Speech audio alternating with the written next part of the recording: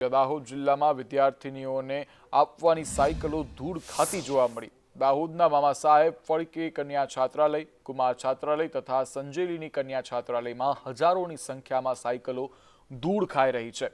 તો બીજી તરફ દાહોદ જિલ્લા કલેક્ટરના બંગલાની બાજુમાં 5000 સાયકલો ખુલ્લામાં કાટ ખાવા માટે મૂકી દેવાઈ છે। વિદ્યાર્થીનીઓને આપવાની સાયકલોની આવી હાલત કેમ છે તે બાબતે સવાલ પૂછતા અધિકારીઓ જવાબ આપવામાંથી આનાકાની કરતા જોવા મળ્યા હતા। દાહોદ જિલ્લાની અંદર સાયકલોનો મોટો ઘોટાળો હોય તેવું નજરે જોવા મળી રહ્યું છે। 2 દિવસ અગાઉ દાહોદ શહેરના મામા સાહેબ ફાળકે જે હોસ્ટેલ છે તેની અંદર હજારોની સંખ્યામાં સાયકલ મળી હતી।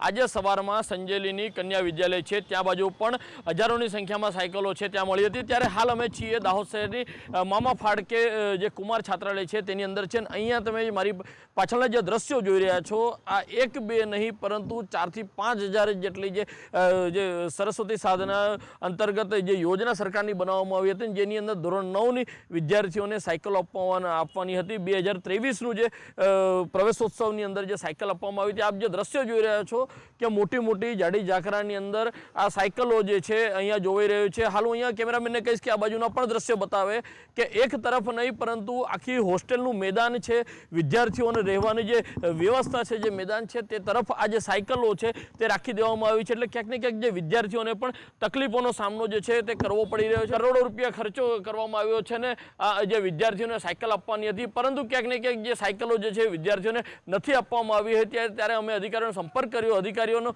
ફોન પર જવાબ એવો મળ્યો કે અમે એના માટે સાયકલો ખસકાવવા માટે રિકોલ કરવામાં આવ્યો છે, એજન્સીઓને કહેવામાં આવ્યું છે। પરંતુ ક્યાંક ને ક્યાંક જે આની પાછળ જે કહી શકાય કે વહીવટી તંત્ર જે છે તે વામળું સાબિત થયું તે પણ અહીંયા કહી શકાય છે। હેમલ પંચાલ, સંદેશ ન્યૂઝ, દાહોદ।